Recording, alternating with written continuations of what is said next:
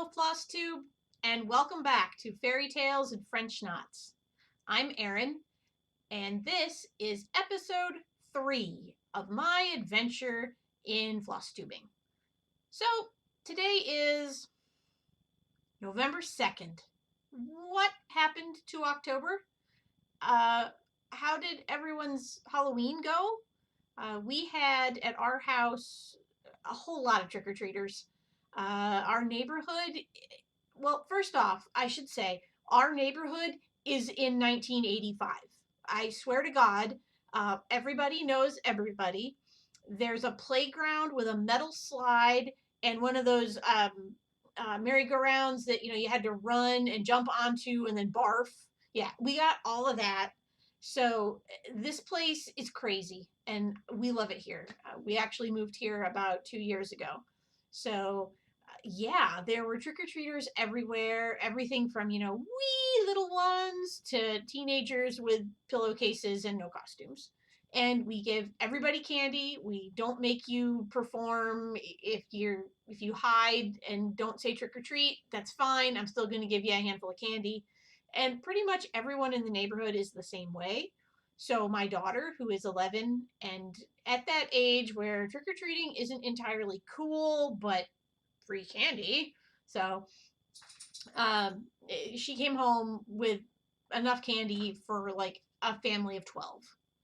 And we had leftovers too. So if you see me munching on things throughout the video, you know, I deserve some candy too, right? So yeah, Halloween was good. And then on Saturday before Halloween, my husband and daughter went out looking for accessories for her costume. She was a vampire slayer. And actually, as someone who grew up watching Buffy the Vampire Slayer, I'm kind of like, how do you dress as a vampire slayer? Because a vampire slayer is a teenage girl. Come on, what are you thinking here?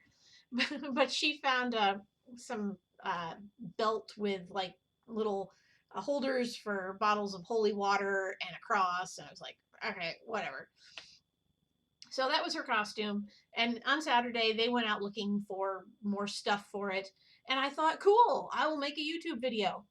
And I recorded a lovely 20-minute video or so. And then realized that I had no audio. And not because, I didn't have the right things on or anything like that. Oh no, I had the audio input set to my headset and I wasn't wearing my headset. So as you can see, hopefully tonight I've fixed that and the audio input is now my camera. And I also got the light ring set up, so it is nighttime, and hopefully I don't look like some funny shade of vampire white. But we'll see. So anyway, on to stitching, because that's what this channel is about, right? As you may remember, last time I was on, I talked about a little a chart that I had acquired called A Midsummer's Jest by Shepherd's Bush. And as I mentioned last time around, it was a limited edition kit that they put together for an EGA class, which happened back in the 90s. I obviously didn't have all of that. So I sat down with my box of hand-dyed floss from Vicki Clayton and a piece of 32 count fabric. And this took me about 2 days to do because I just loved it and was having so much fun. So here is A Midsummer's Jest, stitched with hand-dyed fibers flosses. And how close can I get him and still be in focus? There we go. There he is. The frame is, I believe, from AC Moore when they went out of business here a year or two ago. So yeah, this little guy, super cute. I love it.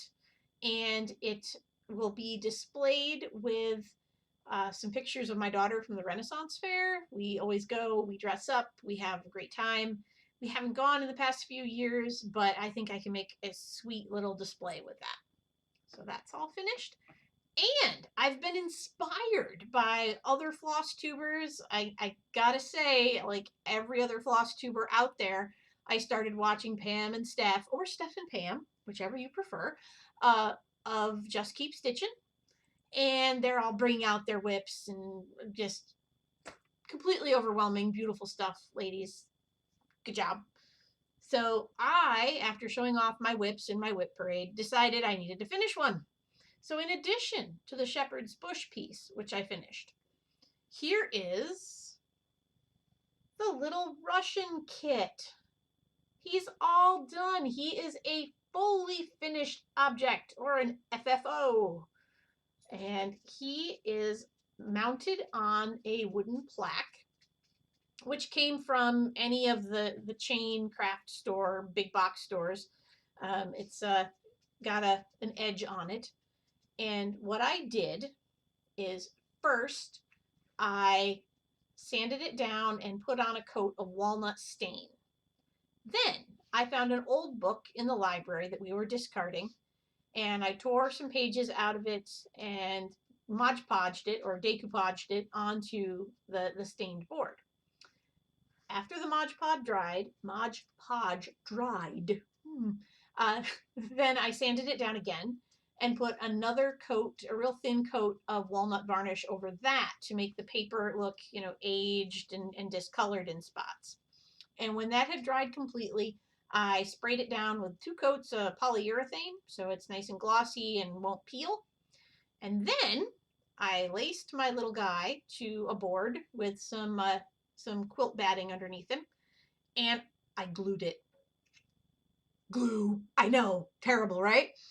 But for as long as I expect to be around and enjoy this, I think glue is just fine.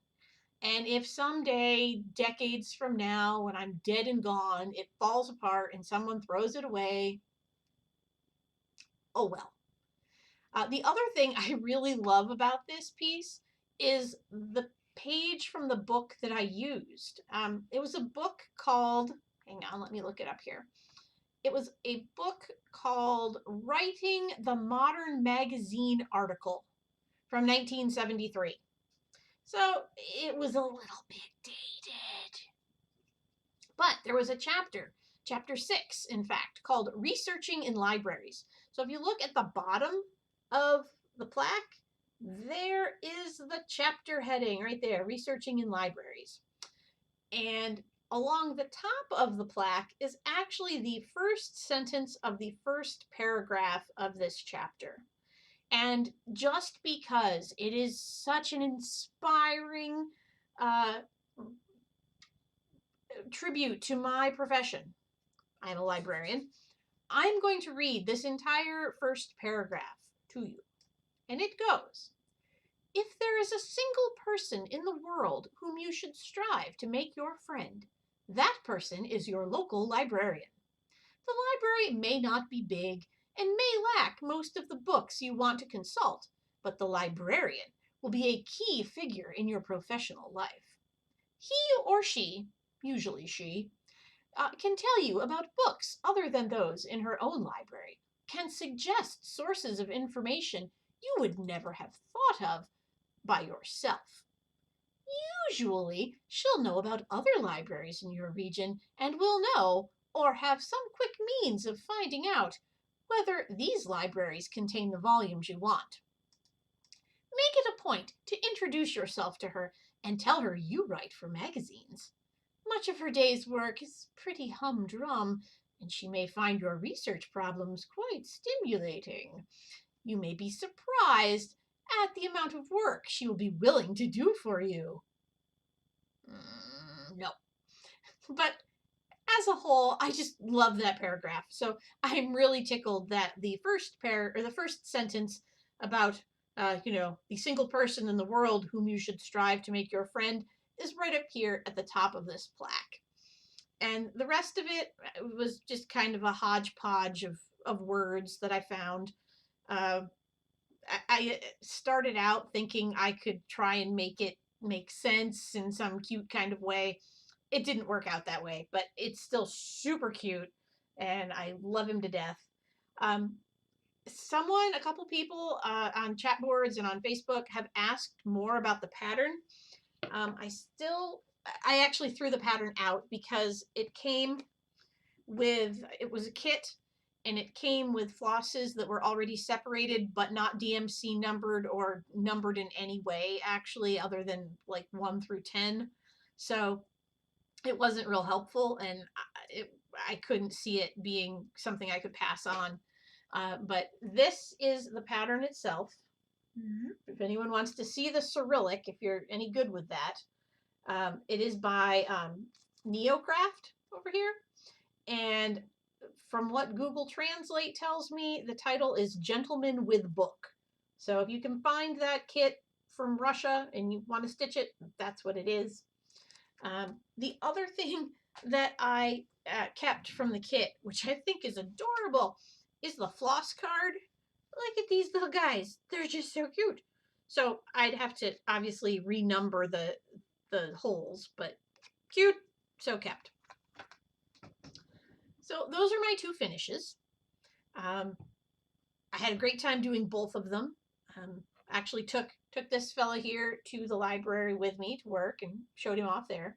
One thing I will tell you, if you find any of these Neocraft kits that are kind of, sepia toned like this, the instructions say to stitch with 1 thread over 2 on 28 count. And I thought, that's going to be really hard to see. And when I started, it was like up here in his hat, it was like, what is going on up there? And his eyes and nose kind of all mushed together. But there's so much back stitching that once you do the back stitching, first of all, you need the over 1 makes it show better, and it really adds so much to it. I mean, you can see he's got like individual little fingernails back stitched there. And yes, this is a charm that is included in the kit. So there we go, all finished. I've been trying to figure out what else to talk about on my channel. And I know a lot of people do, weekly updates with whips and things like that. I don't get as much stitching time as I'd like because I have, a full-time job. I have an 11-year-old daughter, have a house to take care of, have a dog running around here who you may have heard her paws clicking. So if I showed you what I did every week, you'd eventually go, my God, she doesn't ever finish the things. And I could start new things all the time, but that doesn't make me happy. And this is about me, right? So I think what I'm going to do, since I don't add a whole lot to my stash all the time, is I'm going to start, since this is a Fairy Tales and French Knots channel, is the name of the channel, I'm going to start going through my stash alphabetically and sharing things from each letter of the alphabet. So it might take me a little while to get this put together, but once I get a few subscribers and some, things to talk about, we'll do that. So obviously going to start with A. Until then, I do have things to share today as well. I was thinking about, those 2 finishes, and if you followed me either on Facebook, on Instagram, I have a blog with the same title, Fairy Tales and French Knots. I really love small things and little finishes. Detail work makes me happy, and also gets me very frustrated. So many times the things I make once. Well, that tries to be once. Because it turns out great, but I never want to fiddle with something again. The exception to that, at least last year, was the half dolls. They're up on the shelves way back there. There they are. I started with this one, who was actually from a GPA, GPA, the Italian designer. And I kind of bashed her pattern a bit because I couldn't find the doll in the color that went with the skirt. So I made the skirt a different color, and then I decided instead of a basket of flowers, she should have a compass, and she became Natty, the daughter of Long John Silver. And the one on the other side, I'm never going to get this camera thing down.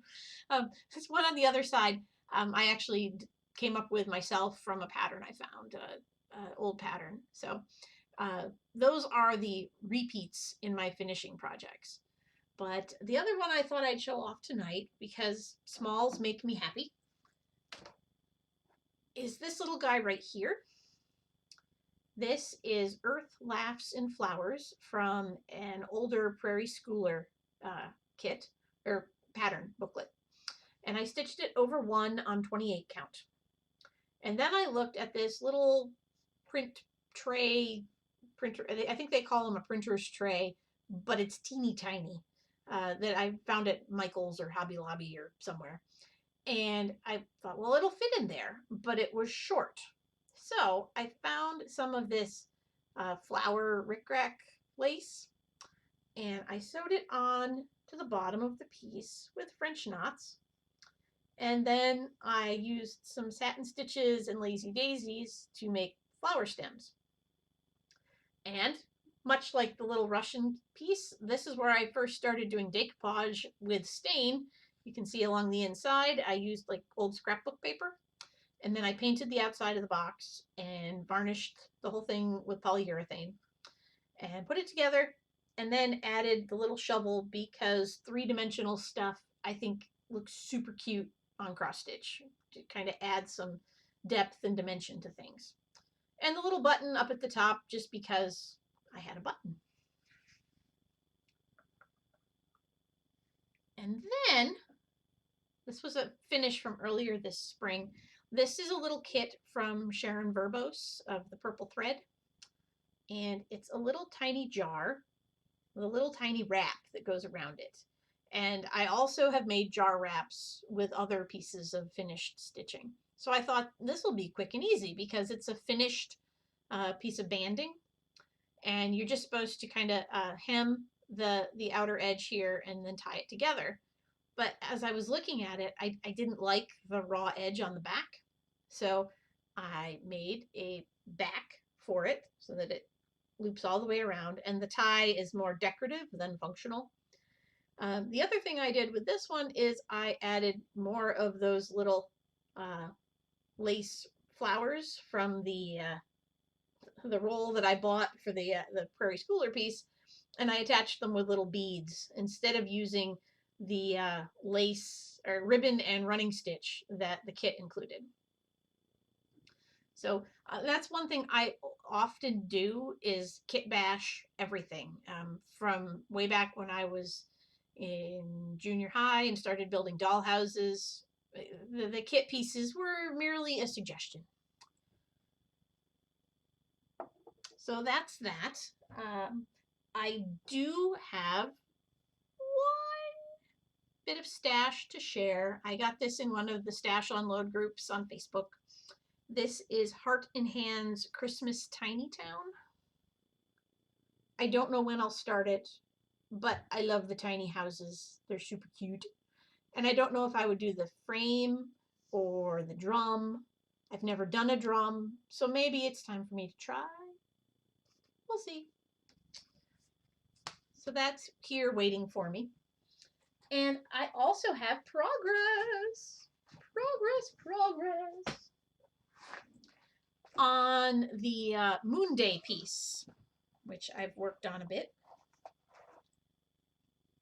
Here he is. The half moon is getting there. This square over on this side is done, and the center half moon is getting done. I mentioned when I showed him off last week that I'm hoping to do a wall in my living room with moon and stars and kind of, nighttime pieces. So I have him, and I have, going down here. I don't know why the moon is a him. Maybe it's not. Sorry if I've offended you, moon maidens. This is Whispered by the Winds, Andromeda, the Chained Maiden. And I love the colors. For some twisted reason, I love the dark fabric. I'll hate it once I start stitching on it, but I love it. So there she is. And I thought her with the moon piece. And as I mentioned in the other video. This is the quilted piece that I found at a local store. It's obviously not huge, but would look really great on the wall, I think, next to some stitched pieces, again, because it's a little bit different, kind of like the three-dimensional stuff on my tiny little frames and boxes. When I put things on the wall, I don't want a wall of just cross stitch. Sometimes I do, but in this case, I was thinking breaking it up a little could look really cool. So that was the moon piece. And since I had finished the Gentleman with a Book, I had an empty project bag. Duh. So I started something new. And I started, after pouring through my stash of smaller patterns, I started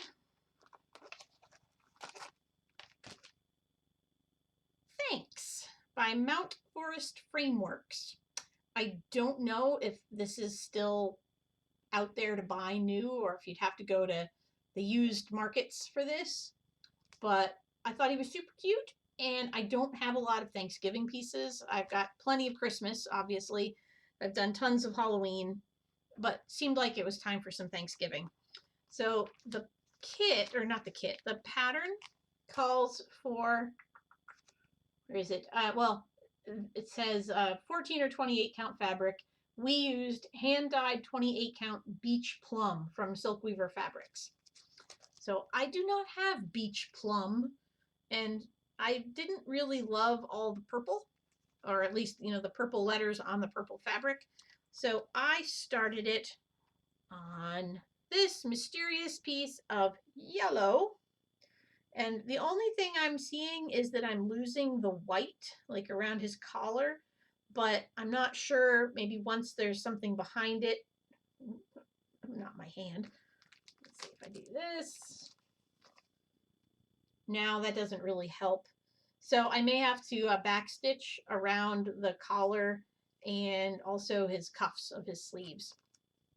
But it's stitching up real fast. And I'm actually using a different purple too. The kit calls for, I don't know why I keep calling it a kit. It's not a kit, it's a pattern. Pattern calls for Weeks Concord, which I'm assuming Concord Grape would be the purple. I don't have that, but what I did have was some old Carrie's Creation aubergine. Wow, my hand looks huge. Aubergine. So, and if I said that wrong, sorry, but it's a really nice gently shaded purple. So that's what the lettering's done in. So that's where I'm at with my stash and my projects right now. One thing, I have a confession.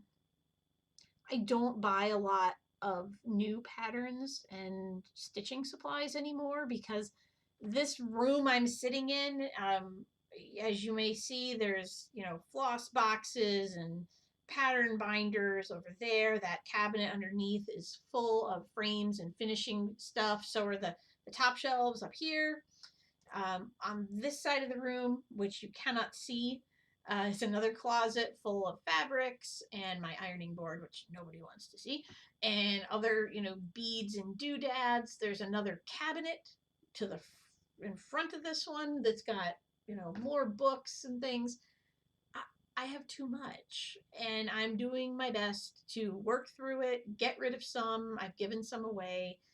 Every so often I list some on the stash groups, but somehow I end up bringing more home, or my mom finds some at yard sales and thrift stores and, you know, presents it like presents. And of course, I'm not going to say no. And anyway, but my confession, I did buy something and they're not here yet. So I have always used these project bags. They're just little zipper bags that come from Staples. And I've got 1, 2, 3 or 4 of them, plus a couple that I've acquired from various Etsy vendors and craft shows that are the the fancy ones that people have, which are really pretty. And after watching a couple Flosstube people showing off their pretty project bags, I went on Etsy and I found some I really liked. And I ordered them. But they're not here yet, so I can't show you. But I found one with books because librarian, and another one with some little owls on it that was cute. And I did actually sort my Etsy search by cheapest first because I don't have, that much money to play with. So I figured maybe I can find some relatively affordable ones and, give somebody some airtime for the whole 7 people who watch my channel. But anyway, it was basically for me anyway, so that's good. And final thought. Maybe not my final thought. I don't know. Today, actually, just a couple hours ago, I took a bunch of my finished boxes, which are have become my thing, evidently. I get those old jewelry boxes from like the 80s that had glass, dried flowers, and things in the top. I take the glass out and I put stitching in. I refinished the inside of the box, and then I have a bunch of jewelry boxes. So I took 3 of those and one smaller uh, oval box, the kind that you get for $1.99 at the craft stores. They're kind of like they're like a shaker box, but they're made with glue and cheap wood instead of actual nice materials. So, but anyway, I took 4 of my things. I took down to a local consignment shop. She does obviously like used clothing of high end designer name stuff, and she also carries handmade jewelry by a couple local artists. And when I saw that, I said, I have jewelry boxes. Do you think you could put those into some of your displays and possibly sell a couple? And she said, well, bring some down. So I brought down one that has the Witch by La Di Da. I brought down one that has Forget-Me-Nots, which I believe is a heartstring samplery design from a magazine. And one that I found in a 1980s magazine that didn't credit any designers. It's just an oval with pink flowers. So anyway, I took those 3 big ones and one smaller one down to her, and she said, sure, let's put them out and see if they sell. So I'm really excited because that seems like a better outlet than doing craft shows. Craft shows means keeping track of money, and I have a credit card reader that I have to keep that. Well, I only have to pay for it when we use it. So, I mean, I guess I don't have to keep it up, but I have to figure out all that. I have to figure out sales tax. I have to fill out tax forms with the state. So I'd much rather go the consignment route, and I don't feel like I need to have a huge inventory. If I have 3 or 4 to sell, she'll take them, but I don't have to have enough to fill a, booth spot at a craft fair. So, yeah, I'm really hoping that goes well. So hopefully I'll have something to report there by the next time I can record. And until then, stitch until the cows come home, ladies. Bye. And gentlemen. Gentlemen, too. You can stitch till the cows come home. Really, it's okay. The cows don't care. Bye.